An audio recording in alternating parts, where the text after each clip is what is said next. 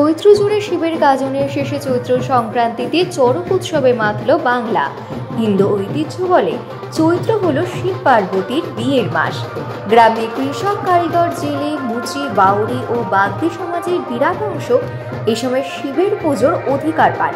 তারাই গাজন আয়োজন করেন। গাজনের শেষ দিনের অনুষ্ঠান চড়ক। সেই উৎসব আজও মালদা আলিপুরদুয়ারের ঐতিহ্য। এই উৎসবের মধ্যে প্রতিফলিত হয় বাংলার প্রাণ, বাংলার ধর্মীয় ও লৌকিক সংস্কৃতি।